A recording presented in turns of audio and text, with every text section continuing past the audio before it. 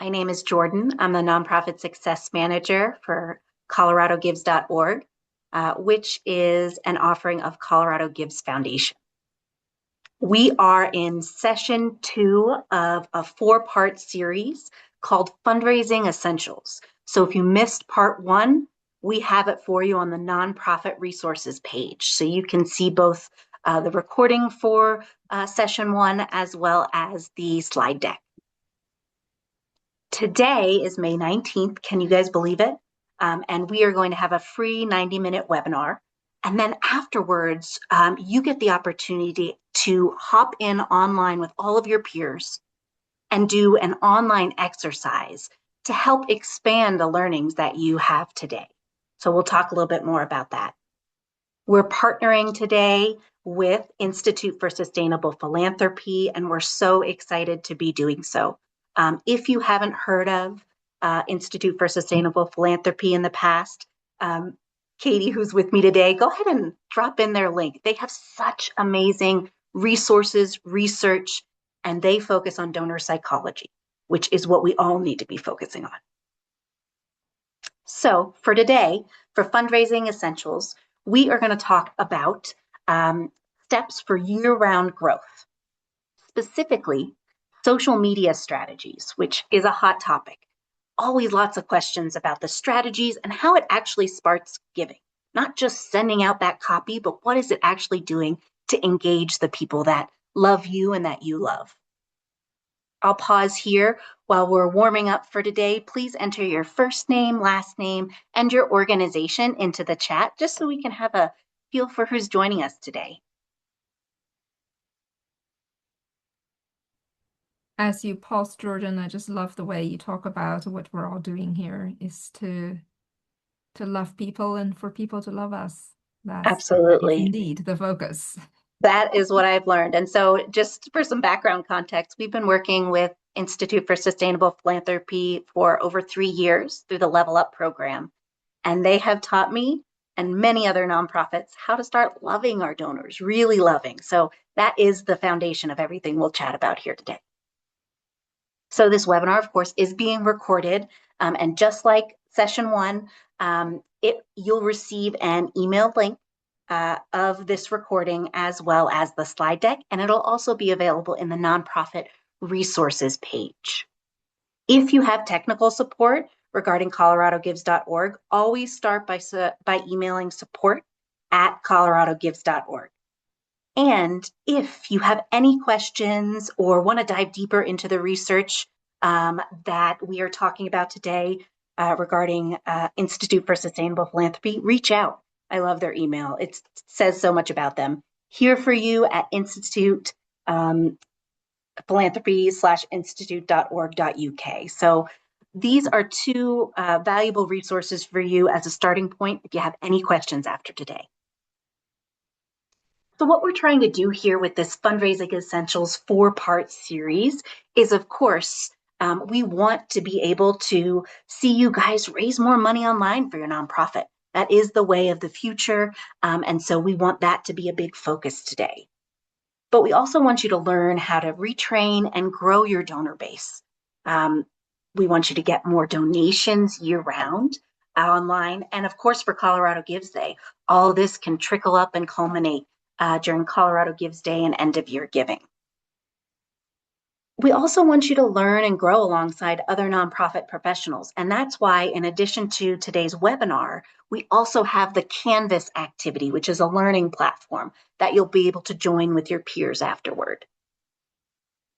And then, of course, in addition to this 4-part series, you have the opportunity in partnership with Institute for Sustainable Philanthropy to enroll optionally in our Certificate for Fundraising copywriting course. It is the foundation of everything they teach, and it is life-changing.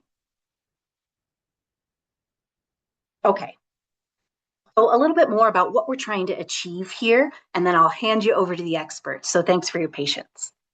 We want to make sure you know that this series is truly built on the science of giving. So every strategy in this series is grounded in research from Institute for Sustainable Philanthropy. This is also the part of the experience that the live expert facilitation. So we all get to engage with experts and hear from them today during this webinar. Then afterwards, you have 7 days in the learning system called Canvas to log in. This is all for free. And do a session and a different workshop with them to be able to dig in a little bit more to the learnings we find today and help apply that directly to your nonprofit and to your strategy.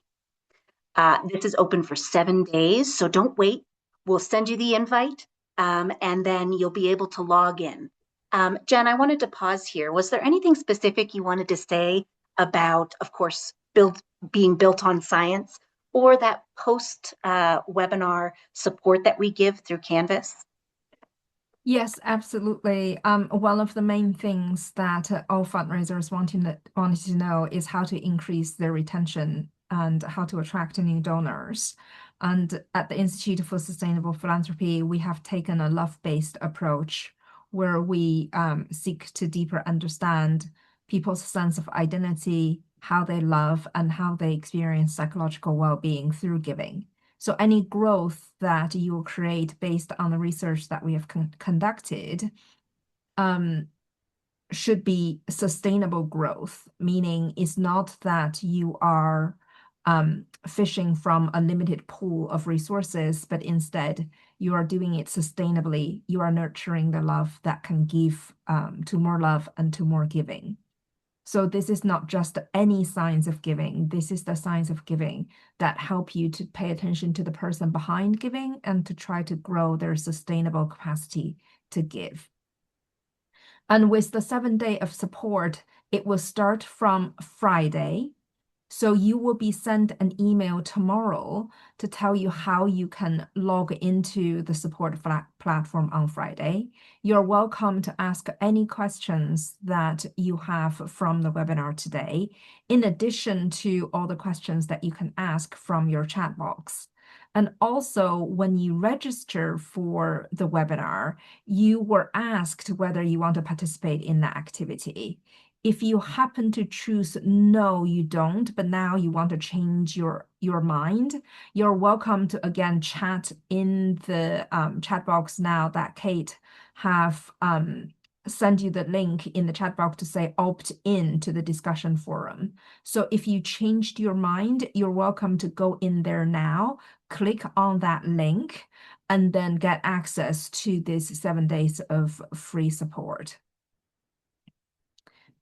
All the questions you ask during the webinar today in the chat will be addressed within our 90 minutes. But if there's any additional questions that you want to ask, that forum is the place for you to continue the learning and post any additional thoughts and to learn from other people's thoughts. Back to you, Jordan.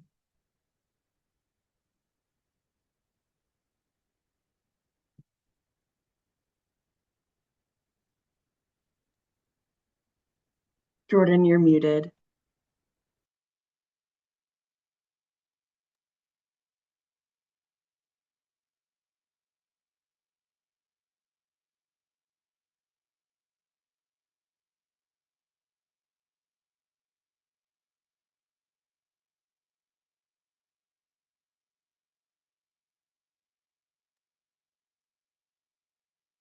Jordan, do you want to slide to the next slide?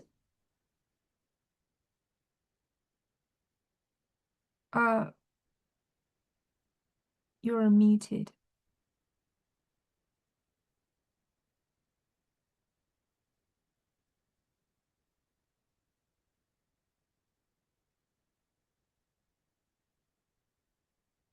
Oh, Katie, you need to unmute Jordan. Okay, there we go. Oh, there we go. So Sorry go about ahead and make that. me a host so we don't do that again. Sorry about that, folks. I just did that. Sorry about that, Jordan. It's okay. All right. So let me go ahead and update something here. All right. So moving on.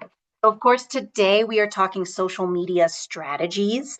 And then in June, we're talking about retaining and engaging your donors. Do not miss out on that one. And then July, we're talking emails. So the strategies that you can easily put into your emails to inspire more giving. All of this culminates up into your fall, your Colorado Gives and your end of year giving. So definitely make sure to stay tuned to those other sessions as well. All right. So again, today's webinar is the live free 90 minutes. And then you also get to hop in on Friday to Canvas. Again, also free to engage with your peers, to engage with the discussion forum, and ask any of your questions. So if you have any questions about this, about Canvas specifically, go ahead and put that in the chat, and we're happy to answer more questions about that as we go.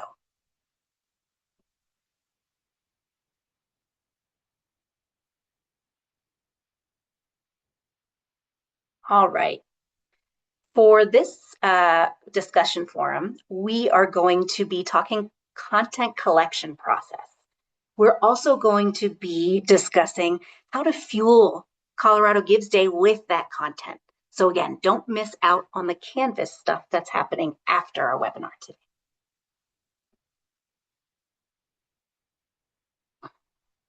All right.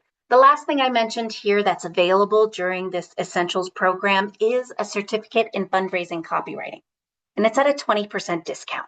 And so if your organization has the education budget, do this course. It's a 4-week course throughout September, and it's about approximately 5 hours per week, and it's all online, and it gives you the foundation to be able to change the way you engage with all of your supporters. I'll pause here just again to give Jen the opportunity to describe this course and say any other information about how people can get engaged with this additional fundraising course if they want. Yes, absolutely. So to start with, in your community, there are about 200 organizations in the last 3 years who have participated in this course through the Level Up program. So many of them have benefited from the experience. Some of them come back the second year for the second time around. And we got several inquiries this year to send additional team members from their organizations to go to the course. So it is something that you can get exposed to and continue to learn in. And the best time to undertake this course really is during the beginning of September. That starts on the 8th of September this year, because the 4-week learning is designed to be coincide with the time that you need to generate all the writing that you will use for Colorado Gives Day 2026. So instead of writing on your own, you can actually be in this course, write with others who are also writing for Colorado Gives 2026. You'll get expert tutor support with 2 to 3 discussion forums every week to work on your own material for Colorado Gives Day 2026. And you will get feedback from the tutors to say, is there anything I can change? Is there anything I can make better? It will work through your website, your emails, your subject lines, your social media post. It will help you come up with robust fundraising case support. And after the 4-week course that lasts the duration of September, you will have another 4 weeks where you can write a final report, a final assignment for the course that is 3 specific pieces of communication that you will use for Colorado Gives Day. So all of the material is designed to help you generate the material that you need for your Colorado Gives Day. All the skills that you learn from that course will all be transferable to all the fundraising communications that you're going to use. So even though the class is designed and the material is targeted for you to use this year during your Colorado Gives Day, the skills you learn, the knowledge you gain, the perspectives you begin to adopt in your fundraising, to see past your donors as someone who gives you money only, but someone who actually cares passionately about your passion, want to walk a journey with you, can become your backers in your mission for long-term success. All of those things you will gradually learn during those 4 weeks of time that we spent together. So treat these 4 webinars that you have almost as a primer of what to come. And if you want to deep a lot deeper in a lot more intensive program, then the September program is the one to go for. And of course, with your Colorado Gives Day cohort, you will all receive 20% discount from our regular pricing. So if there's any questions at all in relation to this program, you can have the email here. We'll answer any questions you have. There's also questions from the chat box now about discussion forums this week after this webinar. It will last for all 7 days. So if you're not available on Friday, if you're not available on Monday, it really is not a problem. It's all the discussion questions and feedback will be monitored from this Friday to next Friday. So at any point, if you have any questions, you're welcome to come back and ask them. Perfect. Yeah. I'm going to try and work on getting that red line out of here. But while we're doing that, this is just a great opportunity. Before we dive into today's content, you get the webinar. You get this free ability to have these discussion forums. And again, the ability also to have the opportunity, to budget for a September course if you're able to for copywriting. All righty. Thanks, guys. All right. I'm going to turn it over to the expert. Charlie, thank you so much for being here today. Sorry for some of that weird tech stuff, but here we are. And I'd love to hear a little bit more about social media strategies to spark giving.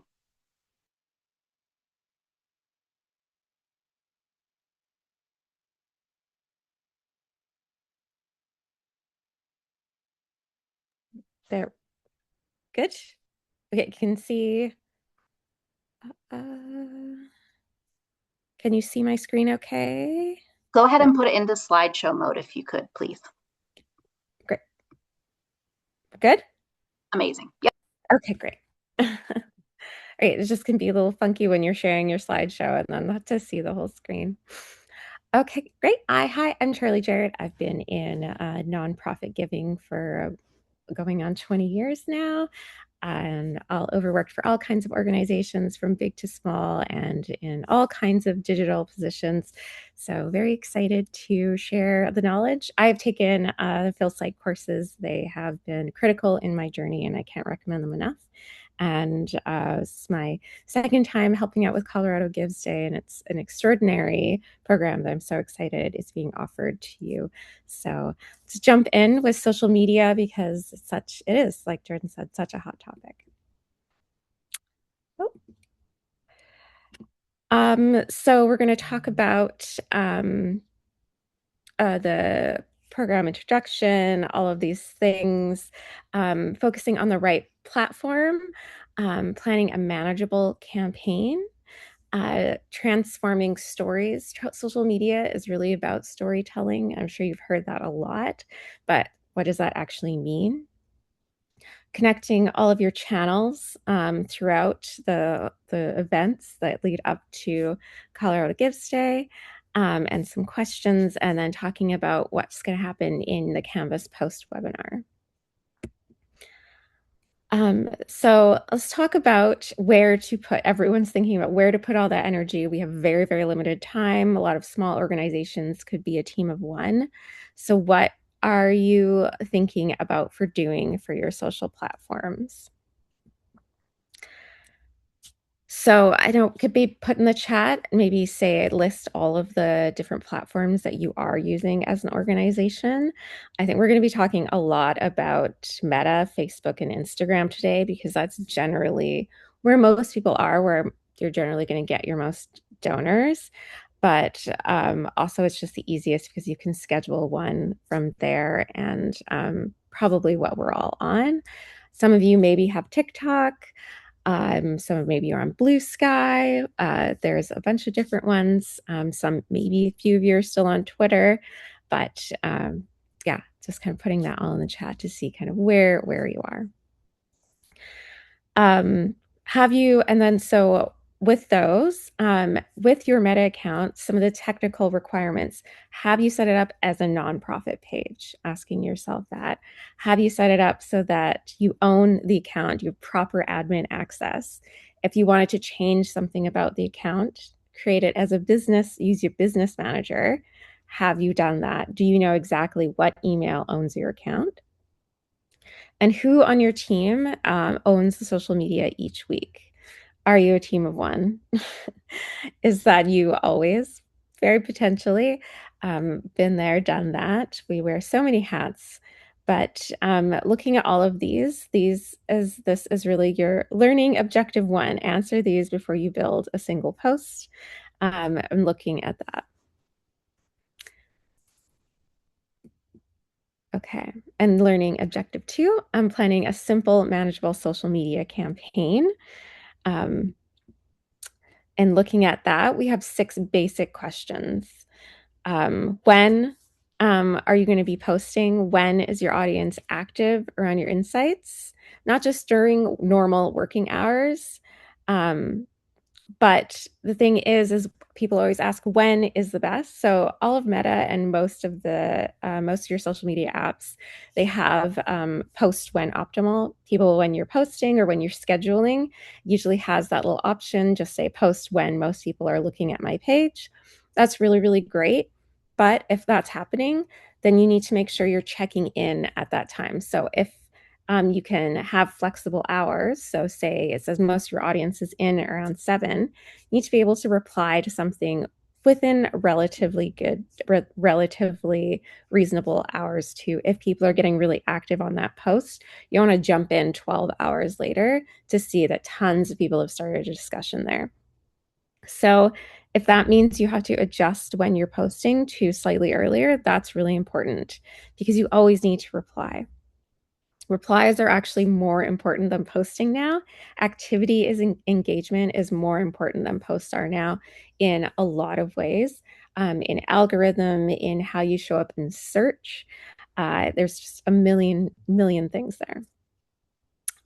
Obviously you want a mix of impact, mission, calls to action, and community moments, not just ask. And there's actually something that we're going to talk about called the 4 A's. They're ask, advocate, acknowledge, and algorithm. We'll be talking about those a lot and how that is like the 4 A's can be a great structure for how we're going to learn about that. And we're going to do that all through the course through this many months together. But again, ask, advocate, acknowledge, algorithm. Those are kind of the themes of each kind of communication that you're going to have. So again, we said the platforms that people are actually using, who's receiving your posts and who's making them. So posts typically only reach 1 to 3% of your followers organically. This is built on purpose. So if you have 100 followers on your page, the algorithm is set to only reach 3 of those people unless you're paying to reach more. If there are any questions that pop up, Jordan or anyone, feel free to interrupt me because since I'm sharing my screen, I'm having a hard time seeing questions. But so 1 to 3%. But having really being smaller organizations, having really engaged audiences, you probably are seeing a bit more than that. Being nonprofits, we can get a bit more attention if we're making the effort. And having tighter communities.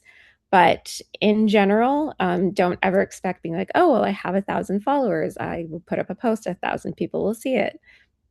If you're lucky, 30 people will get it in their feed that day. So it's really, really challenging. It wasn't this way before, but they have built it to make it harder and harder to reach your organic audience. So that's why it's a real pay-to-play system now. So you're always going to have to think about having a tiny bit of budget a month if you really, really want to get posts out there.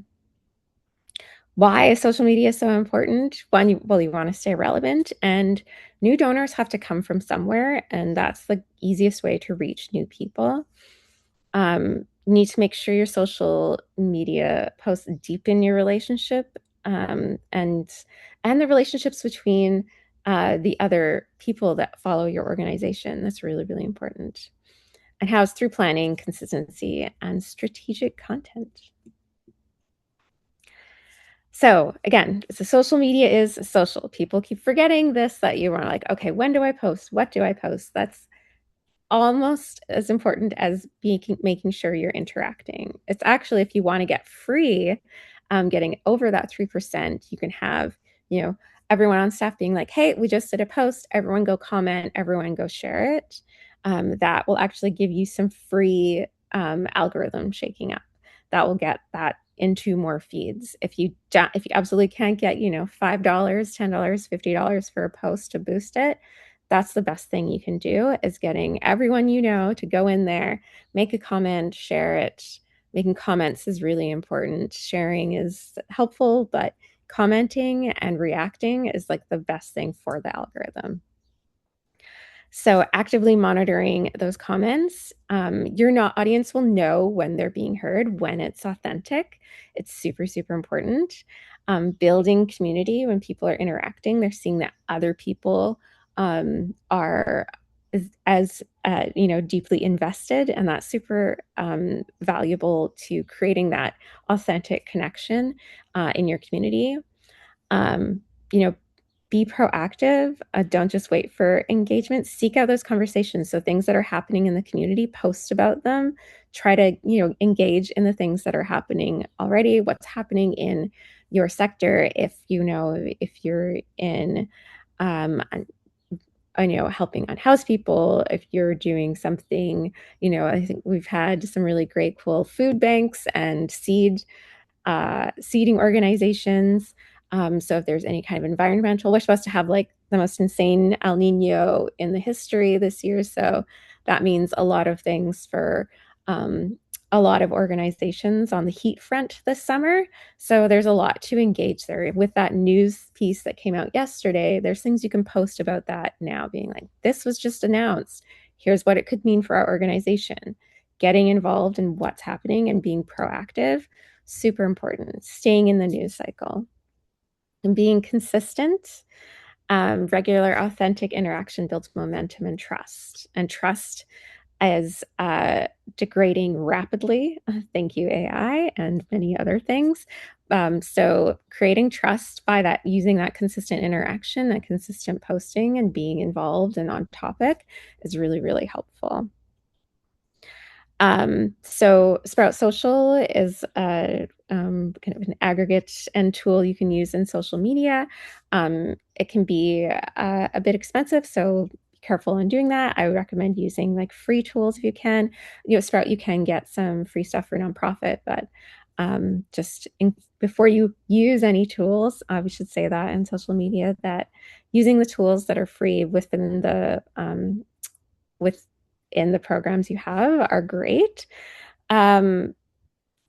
We found Social found that 76% of the consumers notice and appreciate when brands prioritize support, and they'll reward it with loyalty. So when you are listening, it costs nothing.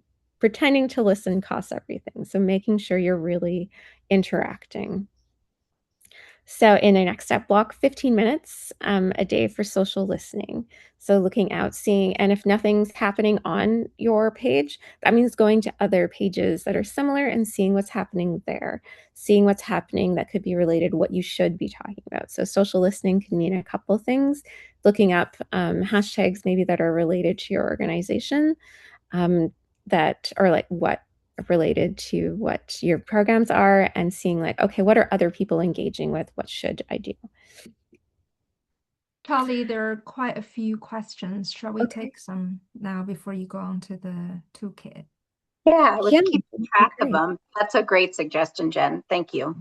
Yeah, so I'll read them in the order of logic instead of the order that they're posted. So starting with Dave, who said, if 1 to 3% of followers organically see a post, how is social media still relevant? Because people are using the one, they're paying to get seen. It's happening a lot. And two, they're using the algorithm. So 1 to 3% of followers well, one, like pages have built up tons and tons and tons, but they're using, like I said, they're using the algorithms. So they're posting exactly what's relevant. They're making sure they have engagement, whether that's through bots or whether through that's genuine actual things. So some people will get that started through many different ways, but that's why we're talking about algorithm, right? So you have to, there's a bunch of things you have to do to get seen by more than 3%, correct? So the algorithm is how you get more seen or you pay to get seen. Those are the two things. And then, but it does pay back, right? There is a significant amount of money. So it's, for every dollar you spend on social media, you can get $10 back. So there's different ways to measure and get that money. So there are two follow-up questions on this. Kathy asked, I've heard that once you pay, if you don't pay your reach is even worse than the 1 to 3%. Is that true? Nope. Not true. Okay, But sure not will true. feel that way. And then the next one is also, I think the 1 to 3% is for the feed only. If you're interacting with people, they might check out your page on their own. That's right. So 1 to 3% is for feed, so getting seen by your post. So people don't often go to your page unless they're new, kind of looking to follow your page. Generally, people will stay in their own feed, but there are different ways to get people onto your page to look at more. But generally, people stay in their feed. They don't leave the feed to go look at a new page or look at your profile on Instagram. That will happen if they're coming to you new. So that's usually going to happen through people sharing your post or various kind of boosting and things like that. Then they'll probably come to see your profile or your page. Amazing. And then Peter asked the next kind of logic question, which is generally when considering an overall fundraising goal, what is a solid target percentage for donations via social, 20 to 30%? Of all of your online giving, or what, how Overall are we fundraising goal. for your entire fundraising goal? So if you're trying to raise $10,000 to raise 2,000 through social media kind of thing, would that be? That's what the question reads to me. Okay. It really depends on, are you investing? Are you asking? I think creating that goal will be clearer through the different activities we do. Nothing is going to be more valuable than your email. That's going to be your primary, but social media, it really depends on your following. It depends. Yeah, there's just so many different factors there. How much did you do last year through social media is obviously your number one thing. Is it your very first time doing this? That means you probably have a very small reach with your social media. So I think there's just too many factors there to know for sure until we've done a bit more work. Great. And then the next one is from Caitlin. She says, our donors are mostly on one platform, which is Facebook, but we're looking to bring in new donors, especially younger ones. How do we know which platforms are best to reach out to? So obviously if you're on Facebook, then Instagram is great. So the same content doesn't work for both platforms or any platforms really, except for Reels and TikTok. Reels from Instagram and TikTok can kind of be interchanged. That's the thing, is that you're probably, if you're posting on Facebook, that means you're probably kind of also posting, like clicking the box that says also post to Instagram. Such different content works for different demos and different platforms, where Instagram has to be highly visual and video works so much more. Video pulls in a younger audience.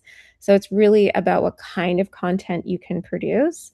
But if you know you aren't going to be able to build out the content for a channel, is that investment going to pay off? Is the investment in the time and opening a new channel and consistently posting is often, it's going to feel, you don't want to set yourself up for failure. So making sure that you're thinking about, okay, I want to do TikTok. We're making a TikTok account. Are you actually going to have enough video to feed TikTok? It can't just be, pictures, right? And you have to have video, video, video.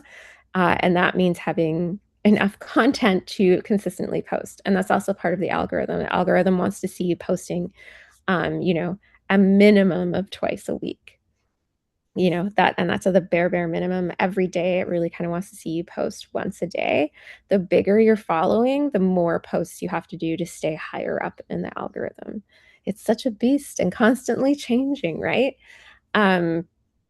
So opening what channels you can see, you can go online and look and see like what demo is happening and is most popular on what channel, and really kind of depends also kind of what your organization's aims are. So, you know, the Salvation Army has different demos than perhaps, you know, environmental organizations that kind of reach it kind of, it's all like very different demos for per organization. So looking at that, going into your donor database and looking at that, and then seeing it's really, really great that you're like, you want to pull in new people. It's just as important to see who's not in your donor database as who is in your donor database.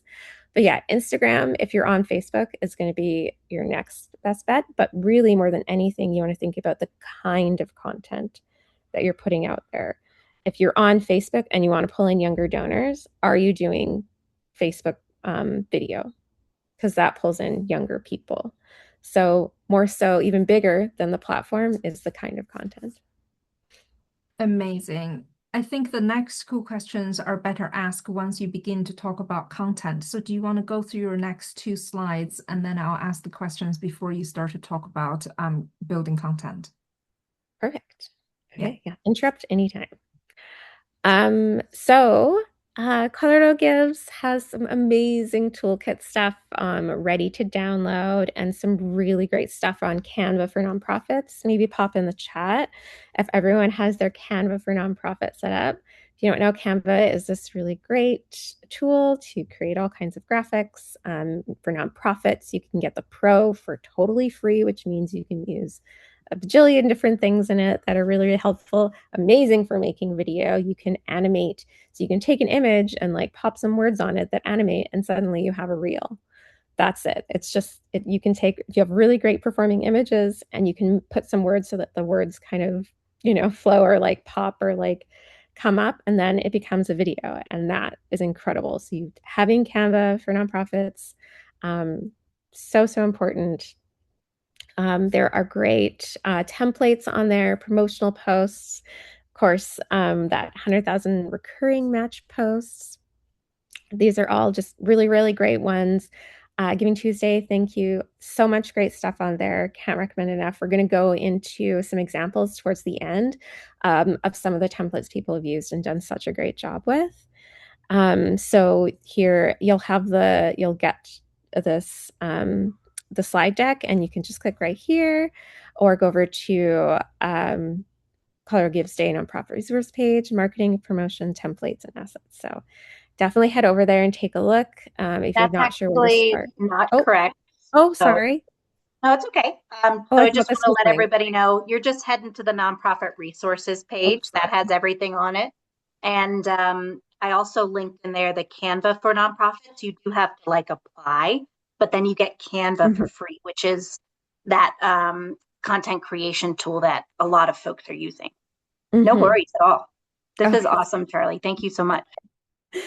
So now, yeah, head over there.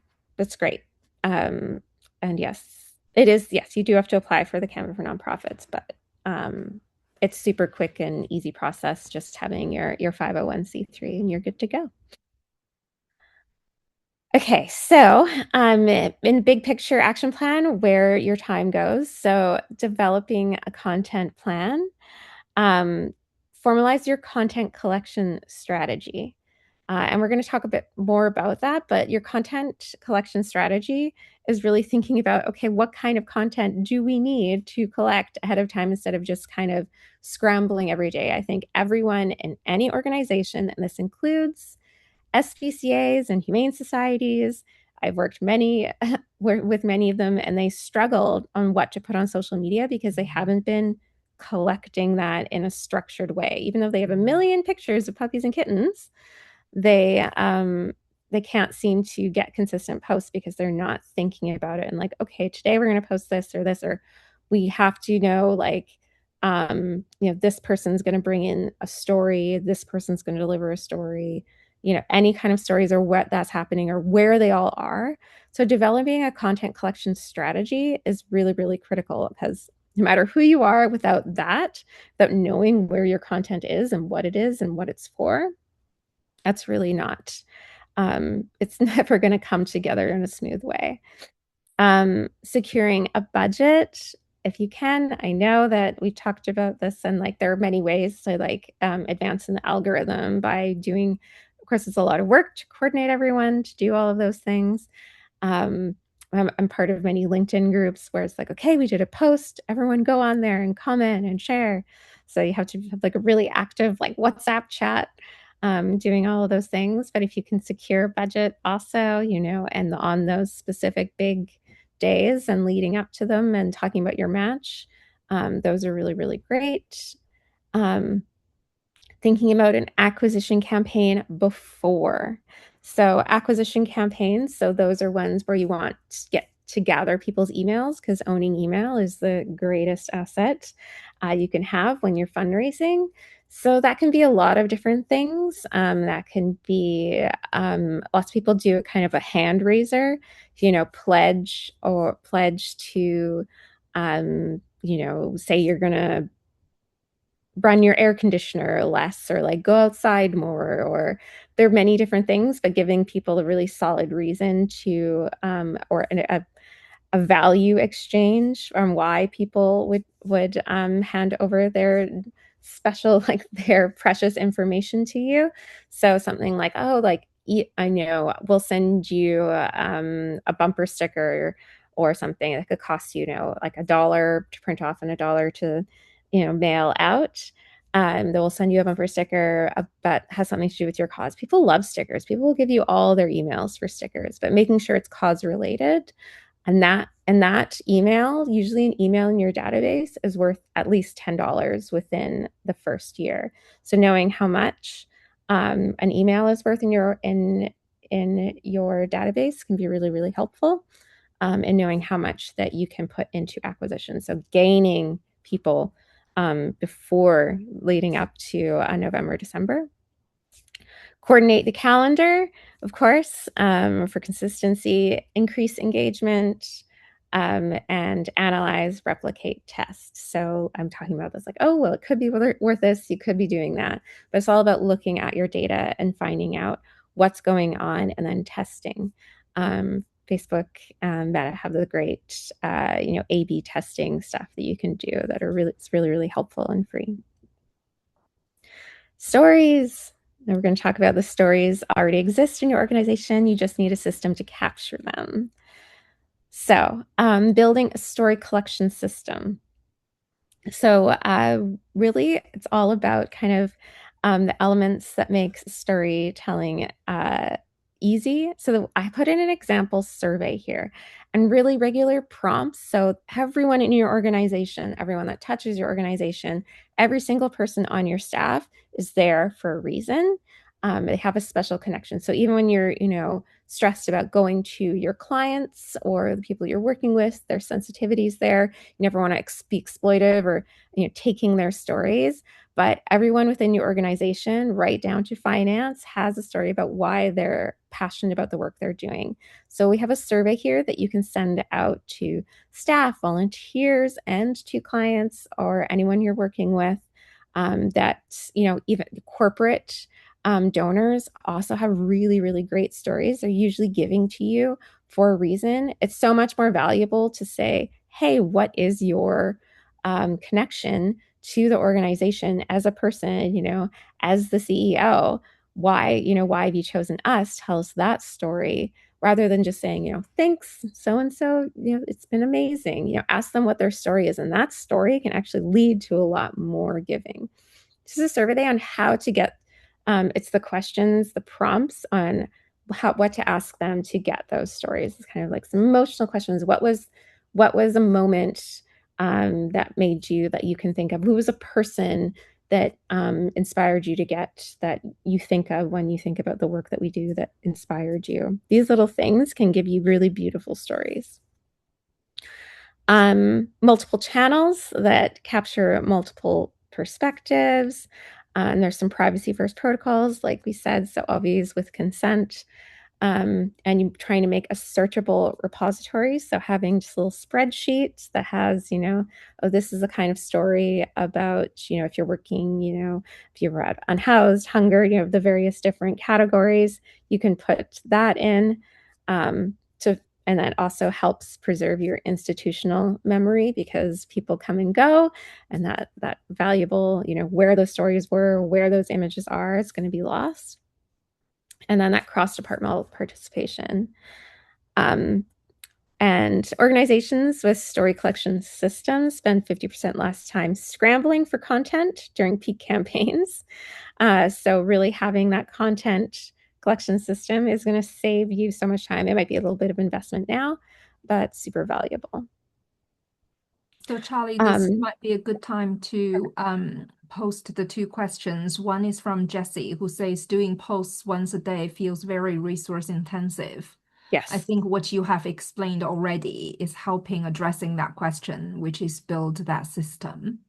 And the second question from Stacy says, our posts don't generally generate much discussion. We get views and reactions, but not much conversation. Not sure how to change that. And I think, again, the strategy that you're going to talk about now, which is who are the people behind the story and where the conversations come from, will help Stacy think through those topics. But as you go along, if there's additional insights into how to encourage discussion and how to help reduce the intensity of resource would be helpful during this section. Definitely. So I think when I mentioned once a day, so depending on how large your following is, right? That is so according to the algorithm, and we can do some specific breakdown on that. But if you have, less than 5,000 followers, doing twice a week is totally fine. Less than 20,000 followers, you can definitely get away with like 3 times a week. It's when you start to get up over 25,000 that you have to think about doing a little bit more. But if you can post 3 times a week, you're going to be okay for the algorithm. If you can't post 3 times a week, minimum 2, then you're going to lose steam with the algorithm. Posting every day is not valuable without quality content, right? And that goes on with your views and your likes. That's great. But yeah, it's the kind of content that produces the compelling, people are compelled to comment. So if we're not telling stories that compel people to, type something out and say like, wow, or, oh, this happened to me, or things like that, things that people can really build a concrete vision on how putting themselves in that moment. Social media is really about reflecting on yourself, right? Like you're scrolling and seeing how your life or like what you can get out of it, right? So, and how we're going to talk about philanthropic psychology and how that relates to getting people to connect with your organization. That's really going to help in how you write your post to create that engagement. So looking at staff and support staff, internal, I just remind every single person in your organization, and this has to come from the top down, take this to leadership. Fundraising is every single person's job. It doesn't matter what you're signed up for. Fundraising is every single person's job. And having stories and providing stories is part of that. So creating, once a month at least, sending out that survey and being like, we need you to give, a story, and here's all the different topics, here's the survey, any single thing, one of these, or making it a specific one per month to help them, narrow it down and not be too overwhelming. That's going to be really, really great. Volunteers, having a why volunteer and then featuring a volunteer on social media. That's some great acknowledgement, one of those A's. and also is inspiring for people and seeing themselves and reflecting and like, oh yes, I'm passionate too. Could you get you more volunteers? But also just creates a really great sense of community. Clients and beneficiaries, again, with very good privacy controls there. And donors, of course, often your best storytellers. So people give for very, very big reasons. And when you ask them their stories about why they're giving, that is amazing stewardship. You're not burdening them by asking them. People love to talk about themselves. Asking them, what is your connection? Who inspired you? What is your, what's like is there a moment in your life where you knew this was something you were passionate about? That is incredible stewardship. Getting on the phone and asking them that, unbelievable. If you can manage an email, amazing. But each group needs different prompts, and that's in the sample survey that's linked. So a single kind of send us your stories email won't work. You have to have like really specific kind of tailored questions to help people kind of get past that, like, I don't even know. So that like, what was the person? What was the moment that you knew that this, X cause was like a part of who you are? So in your next step this week, write one story prompt for each of these 5 groups would be really, really valuable at some point when you're thinking about getting this out. Stories will start flowing within 72 hours and you'll start to get that story bank. And those people, you can use easy things like Google Forms to fill out because people can, or whatever system you have, because people can attach images too, because of course you want that imagery. If people send in stories, you come back to them with imagery. If you don't have something that relates, if people send in their own images, that's just content collection. It's a system being built so you don't have to scramble. So obviously there's many benefits, fresh content, ready when you need it. And you see this a lot where people use the same story over and over. And the fresher the content, the better. The more the new people love novelty. You've seen social media, it's constant, consistent, nonstop new craziness. So it's really important. Diverse perspectives. So getting it from all over your organization are really valuable. And of course, the stories don't get forgotten or lost. The long-term benefits, staff become better storytelling. They have better storytelling skills. So each time you ask your donors, your staff, your volunteers, each time you ask them to do storytelling, they'll get better at it. Each time you ask, it's actually better. You think you're overburdening, but you're not. Lots of organizations do like a quarterly one with their volunteers. In the last few months, has there been something that like really touched your heart? Or there's very different things you can do there, and people just love relaying that information and they get better at it over time. It's a culture shift towards reflection and celebration. That searchable archive grows, patterns and themes emerge naturally. So what resonates with the donors, what donors talk about, it's really what they want to hear about, right? So it helps you get to know all of that. And again, asking for stories is stewardship activity. So you think, oh, I have to do stewardship, but I also have story collection. They're the same thing. and it's really amazing. And of course, like when donors give you their stories, talking back to them about that story, like that is going to give you an intense connection and make them still feel like seen and heard. And that's really, really great. Staff really seeing how their work connects and, organizationally learning what actually resonates. You'll think lots of organizations think this kind of story is really valuable when something else. I'm just working with a mental health organization that's doing a lot in postpartum work. That's really, really amazing.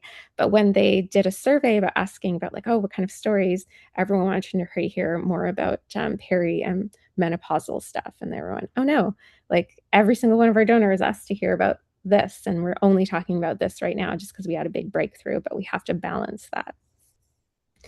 So asking for stories of stewardship, whether or not that story makes it into a post or not, that stewardship is super, super valuable. So they are connected. So that this content collection is so valuable in multiple ways. Charlie, So- this is the time to address Morgan's question, at least initially, where she says it's difficult to see conversion from social media. How do we utilize a social media audience to convert them into clients, customers, and members? And I think on the previous slides, you already alluded to the solution, which is to convert people into clients, customers, and members is a process of building genuinely meaningful connections. Encourage them to feel for your organization is a process of opening hearts and moving hearts. So that process is done through utilizing all the stories that you have that is being collected from different stakeholder groups. I think in the next 3 slides, Charlie, when you talk about the different types of content and how to write your post more effectively, this thread of thoughts will deepen. But I think all of them will add together to help you think through, Morgan, how you can convert your audience. Yeah. But we are only 34 minutes left, so I'll try to restrain from That's more okay. let you go to your slides. Power talking through, hopefully. To address that as well, is the number one way you're going to convert people is by capturing their email. So we are going to talk in more courses about acquisition and what it means to convert people from social media to capturing their email. We'll be talking more about that. Today, I think we're talking a bit more about community building and the kind of content to create that. And though in here, like a really great way to capture email is asking people for stories, being really specific and targeted about that, and making sure you're sharing a really special story to ask people, do you have a story like this? And then maybe they'll just make a comment. Maybe they won't click a link to fill out something, but then you can reach out, personal message them being like, hey, we'd love to hear more about your story. And like just that one touch point of saying, messaging them, super valuable to get that person to convert them. So again, it's that kind of connecting, and that it may seem time intensive, but it could just be one person, and that person could be a major donor. We never know, right?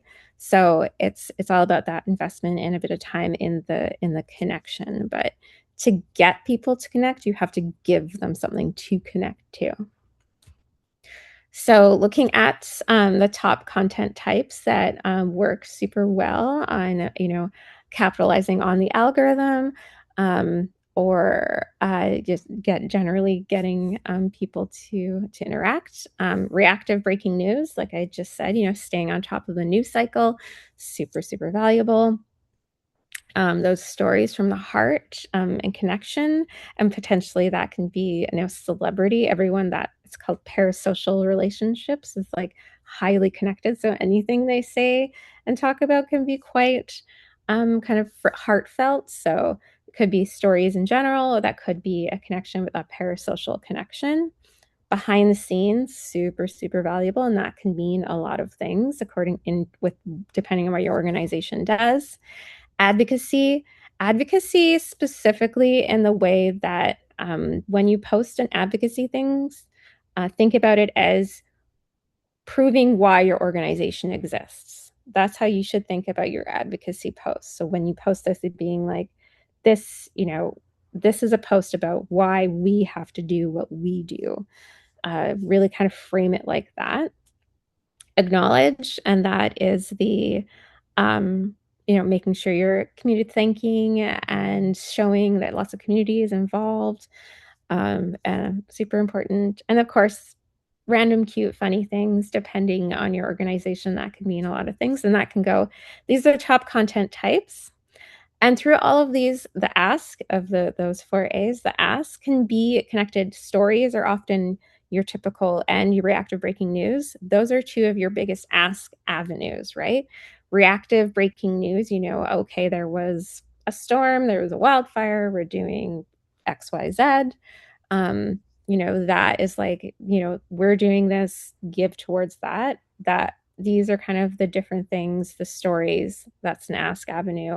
Behind the scenes, that's an Ask Avenue. Here's what your gift will be a part of. This is what your heart can be a part of.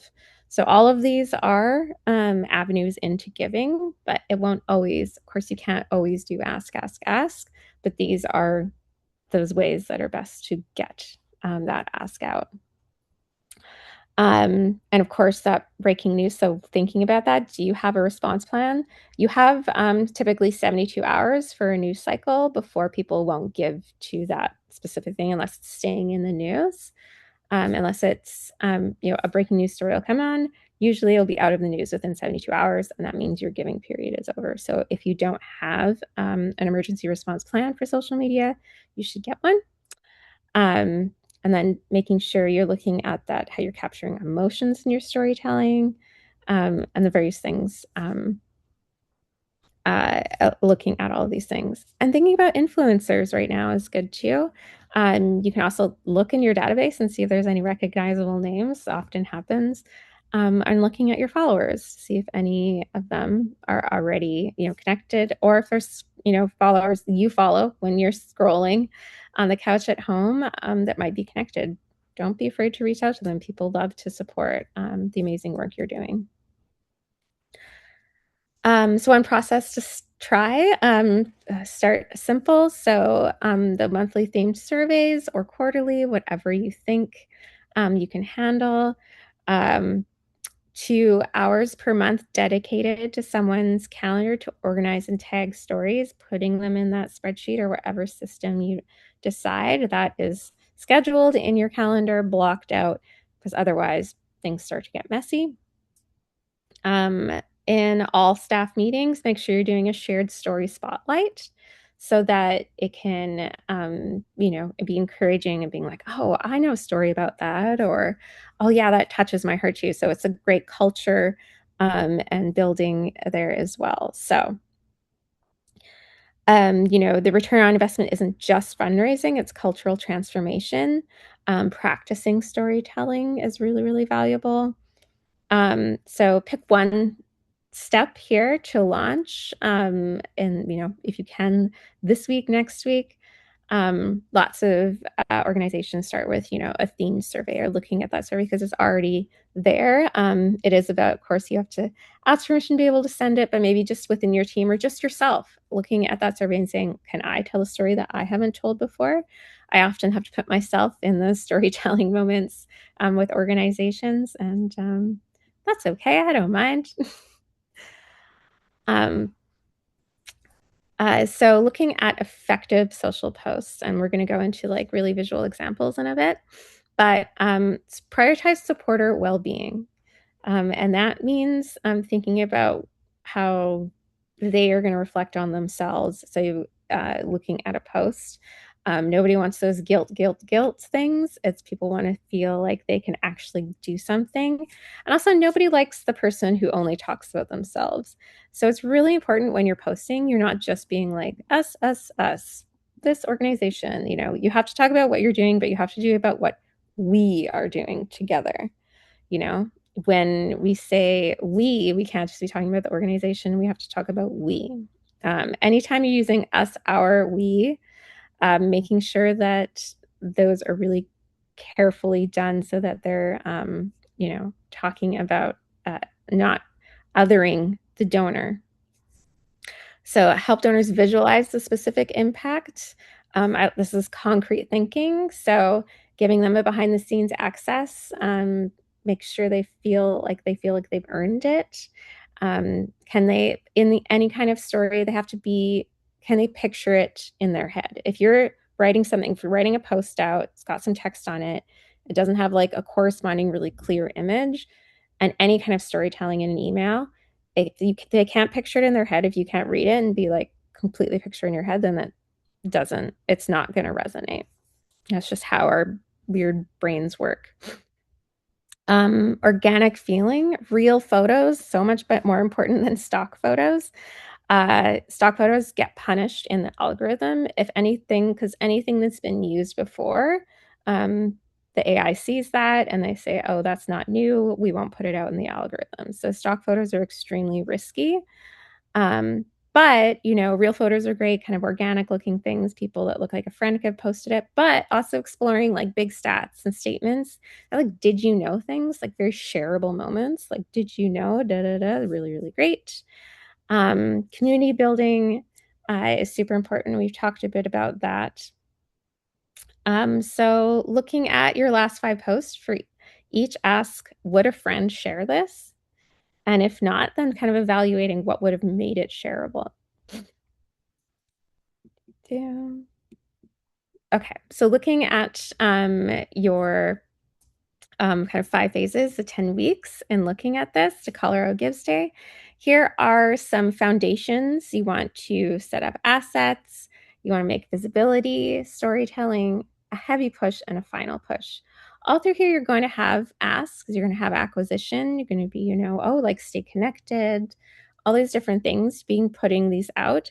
But this is kind of a flow that you can think of in looking, really putting, going into that final push. It's great because Giving Tuesday is such a great practice run for Colorado Gives Day, which is really nice. But yeah, leading into that final push, you'll be doing a lot of this stuff as it goes through.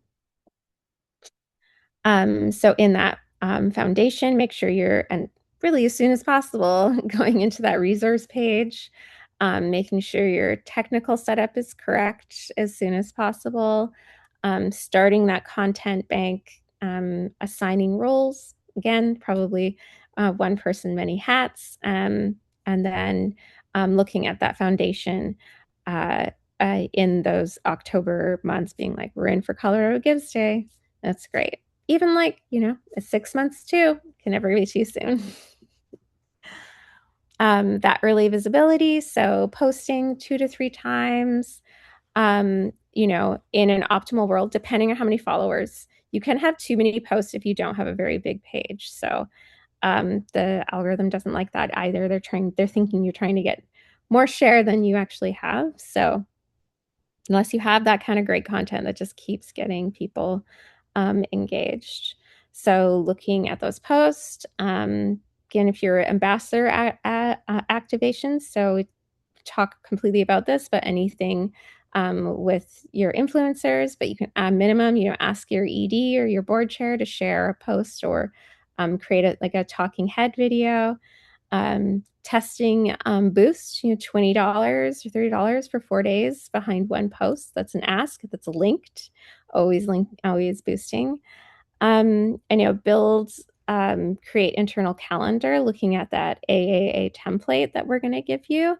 So ask, advocate, acknowledge. So you can rotate those 3 things. So you know exactly what kind of post you have to do each day of the week. Launching that gratitude content, kind of pushing through this so we don't run out of time. Your content bank check-in, making sure that you're getting some of those stories in. Platform customizations, so making sure that for each, you know, if you're just on Facebook, this isn't, you know, it'll just be for Facebook, but making, you know, kind of adapting things for vertical video and going on to Canva and creating it so that that one great image is now a video because like writing comes up on it, various ways. So platform customization, super important. Inviting post likers is big community building. And I don't know, a lot of people don't know about this feature, and I'm going to go straight into looking at it. But when people like your posts here, you can click this number, and anybody, and this is really, really helpful if you boost it because you're going to be reaching new people, you can go and invite that person to follow your page. And that will automatically come up as a notification on their personal feed, being like, hey, do you want to follow? And people just have to do a click. So you get a lot. You can really build. So maximizing those boosted posts, you're not just, you know, trying to get more links to give or the many different things. But you can also really build your page significantly by making sure you always do this. So always going through your pages, if they get a few good likes, and go in here and invite them. You pop in the comments if you knew about that or not. So building momentum, you're increasing your posts depending, I post specifically about Colorado Gives, making sure, looking at, depending on your followers, how many posts per week you're doing, including video and detailed storytelling, and then making sure you're posting about the matching gift. That's always a huge, huge motivator, because it's a why now moment. Why now? If you're asking people to give, you always have to ask them, why now? And then you boosting your strongest post. If you can give, $50 goes a long way if you're targeting correctly. We can talk a bit more about that in audience targeting. And then collecting short videos, super, super valuable. That's what everything pushes now. Those reels, that's what people are getting interactions with. It's just kind of that state of mind now. And now you know that you can make those quite easily out of images and different things. So launching those impact stories, those gratitude videos, boosting for reach if you can, and making sure all throughout this that you have your big storytelling, day on, every week you're telling a story, you're sending out an email with that same story on that same day. So making sure you're coordinating that weekly is really, really valuable. If you have SMS, that's a tool that a lot of organizations are incorporating now. Really, really great. It depends. If you're on MailChimp, it already exists as a piece of MailChimp. You can just activate it for relatively cheap, like quite cheap. So it's, depending on what system you're doing, and then it can go right back to your Colorado Gives page and the link from the SMS. Right, making sure you're getting to that urgency phase, post daily or near daily, making sure, especially like leading up to that, making sure you're really leaning into that match, highlighting community wins. Instead of talking about like, oh, we've raised like $500, talk about how many people. Instead, like 20 people have given is more of a social proof than it is for, $500 been raised. That could be like 100 people, that could have been one person. See, talk about like 20 people and be like, I want to be, that makes people think like, oh, I want to be the 21st person. And in that heavy push, double down on that social proof, like we said, really, really posting at least 3 times about that match with great urgency, boosting that urgency if you can. I know we're talking a lot about that. So we're saying, optimal, $50, $75, but this is when you should be going into your whole social network and your whole organizational kind of apparatus and being, everyone has to go in. Here's the link to the post. Go in, comment, and share. Super, super important. So making sure you're doing that, getting that behind the scenes content, and talking about that board outreach, asking a board member, being like, hey, will you sponsor all the posts leading up to Colorado Gives Day? That is a really great board ask, being, hey, we want to boost each post for $50 in the, 8 weeks leading up. It's not a huge ask. Most board members are usually often board members are there and they're very financially stable. I've done this as a board member for organizations that I've worked with, and the small ones, and paid for boosting. It's a really great ask to go in and be like, hey, this is going to have a big impact on how many people we can get through, how many new people we're going to reach, because that boosting means new people. And that final prep, practice run on Giving Tuesday. Minimum, you want to post one, send one email. But Giving Tuesday and Colorado Gives Day, 3 emails and 3 posts, kind of like morning, noon, and night, are really, really, that's not too much at all. 3 to 4 emails on big days like this are very standard for organizations that maximize what they're doing for for these big giving days. And Colorado Gives Day is such a huge, huge day for you. Doing those daily countdown posts, go live once maybe. It really, really depends. Do you have an influencer? Can you just get at least a 30, 90-second pre-recorded video showing a frontline person? That's really great. Going live can be, you know, very challenging. So at least one video in this time. And tagging partners is really great. Make sure you're not doing too many ask at once in a post. Super important though. Okay, final push. Minimum 2 to 3 posts on that day. You know, and in the week, you know, 5 to 10 posts, optimal short videos and stories. Making sure you're posting at least 3 posts. Midday thank you post is really, really important. Boost if you can. Of course, those final dollars running out at midnight. So going back to the toolkit, so making sure you have your branding essentials, visual colors, taglines, key messages, those hashtags for Colorado Gives Day, super important. Those key messages, powerful statements like easily the best day to give. And then of course, you know, you're going to learn lots about like the language that's really, really compelling. Those templates and assets, donor engagement, there's really great guides on there to help. And there you can see the .org/nonprofit resources. Oh, and this is super great. I don't know if Jordan, you want to talk more about this, but just a side note, and we'll talk about this multiple times throughout these classes, is there's more than one that you can give so many ways through the Colorado Gives forms, which is like makes them so incredibly valuable. Maybe put in the chat if you've heard of donor advised funds.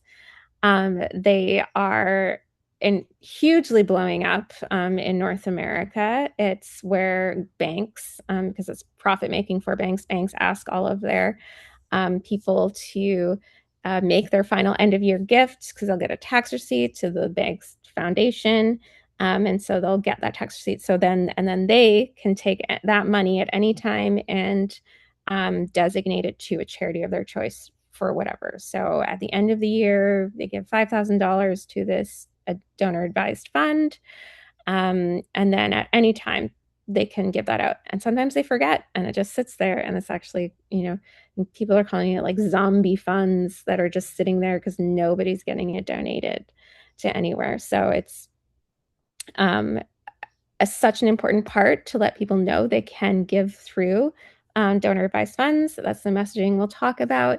But their IRA, charitable rollover, wire transfer, gifts of stock, all of this stuff is available through the Colorado Gives forms, which is a huge feature that you usually pay a lot more for through other giving platforms. So I can't say this enough. These should be part of your posting and really specific part of your messaging and can create really, really large donations. So yes, it's really targeted and specific, but if you get one person donating this, that's going up, you know, the $1,000, $5,000 gifts. So these are super important things to remember in your messaging and making sure it's clear on the form and whatever message you have on your landing page, being like, don't forget.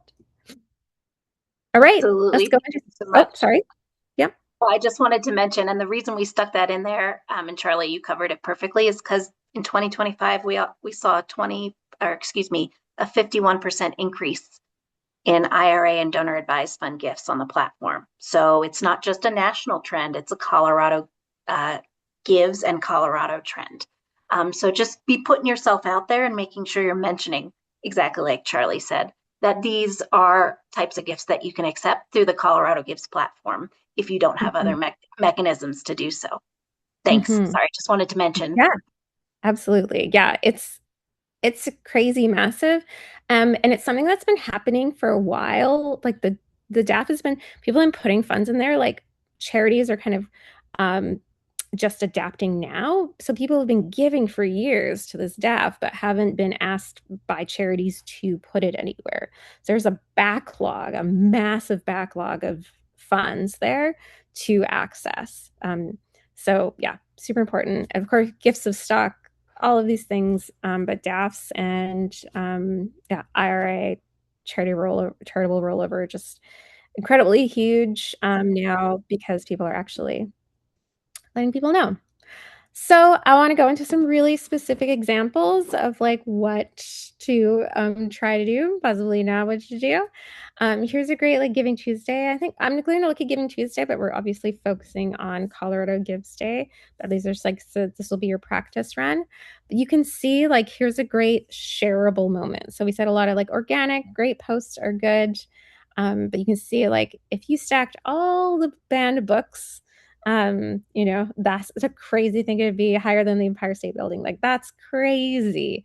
That's also, you know, it's such a great poignant thing, but it's also just a fun stat. And that's something people will like, it's very shareable and interesting and in the moment.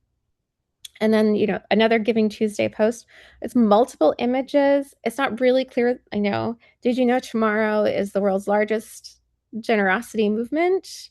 You can participate with UNICEF Canada. So it doesn't talk about what the dollars will do, though. Here, you know, we urgently need you to help stop the trend of banning books. Like that is a really specific ask. You're gonna see the difference and like, okay, I know what my donation will do here. I'm not exactly sure what my donation will do here. Here's one easy fact to understand. Here's kind of like a combination of things that I don't really know what it's related to. So kind of being really a lot more specific there.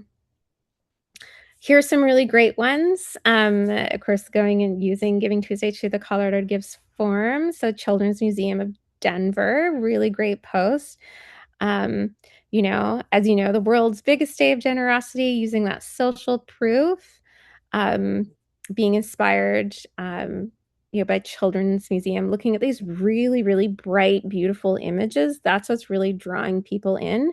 Seeing that kids getting involved with the exhibits, that's tangible and clear. And here's another really great one for Nature and Wildlife Discovery Center, seeing really, really clearly, like, here's exactly what your donation will make possible. So, you know, while the image maybe isn't huge, but I want you to see like, this is what a linked image, this is kind of image you would boost. And it's likely boost. You can see it's only got 1 comment and 14 shares, but 547 likes. So it's probably being boosted. I would say you can't see it from this side. So this is something where it's really, really clear. People really liked it. People see something that resonates with them. Trying not to make it too much, but this obviously did well. It was definitely boosted, but really, really great. Some more kind of examples, you know, here's what you can do for fun, but being that really specific. This is so you can see that they don't have a link in the post, but this is a linked post. So they would just have to, people will click on images. So linked posts are really important. You know, every donation, share, and word supports. So just being really, really clear about it, getting that Colorado Gives Day. So when you use your form, you can make sure that the linked post has a specific image. And you can be funny with some videos too. It's really kind of like there's different tones you can reach, but also just really making it really clear about what's going on. These are great asks because they're eye-catching, they're clear, they're not self-indulgent, it's about what people can do. Gives opportunity to feel helpful. They answer why now, and they play into the algorithm. Let's talk about a bit, you know, here's this really great template that Colorado Gives Day has, but the image that's been used makes it really, really difficult to read what's happening here. So just making sure to avoid making things unreadable. Like on here, it's really, really hard to read. There's a lot going on. So making sure that, you know, you can see these didn't get a ton of interaction because they're hard to comprehend. So they're really, really important. So making your message, make sure it's readable, is equally important. This is also like going to be much, much smaller, these tiny words on a phone. So you have to be really careful about that. And knowing how people are consuming it is really important as well. Okay, going into Colorado Gives Day, biggest day of giving, please consider a donation to Center of Support. Happens because of your generosity. This doesn't make a clear say, like, what is the giving? What does that mean? It's not super clear. So making it really tangible. Again, this is really, really great. Making it clear, but then it doesn't say, it just says amplify your impact. That what is the impact, right? Making sure that it's understandable. I'm going to skip through these a little bit here. Again, it's, Colorado Gives Day, help families find hope and stability. What does that mean exactly? How is that related to the image? Going into the anatomy of a Facebook post or ad or any kind of social post. Your cause is upfront and clear.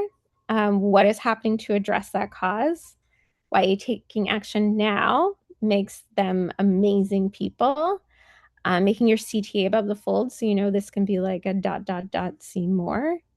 And then boosting in an ad dependencies, making sure it's only boost if it's a linked post. Oops. And then because Facebook favors content that does not leave their site. So when you link a post, when you have it linked out, Facebook doesn't want that. So you have to have a balance of linked posts versus non-linked posts, because linked posts are punished. So you usually have to boost them, but it's important to also know that those are the ones that people are going to click through, because people click images. We did it in time. Okay. Yeah, amazing, Charlie. So really the only last question is from Maya. She said, I've noticed a trend in having lots of text in post. Is that effective? And I think Jordan already answered which is really, it depends. But if you have additional thoughts, you're welcome to share it. We've got 3 minutes, so. Totally, it depends, and it has been working, especially if you're animating the text, and that's like great to do in Canva or whatever tool you're using. It's usually the easiest one. If it's compelling, right? It can have a lot of, if it's just, it just has to be great content. It doesn't matter what it is. Facebook did used to punish text on images, and the algorithm doesn't anymore. So, it's all these behind the scenes whatnots going on. But it's definitely see how that could be trending more, because it's not being punished anymore, because all they want to do, like, it's all money making for Facebook, for Meta, right? So whatever makes them more money is going to be good for them, because they want people to engage, and that makes them more money. So, well, thank goodness we have you, Charlie, to tell us what to click and what to do. Honestly, this was so amazing. I learned so much, and you can see in the chat how much other people learned. If you haven't had your question answered, hop into the Canvas. We're going to invite everybody that opted in, and we'll see you there. Charlie, Jen, you guys are amazing. Thank you. And if you haven't yet, RSVP for the next session, which is happening in June. All right, guys, have a great week. We'll see you soon. Yeah.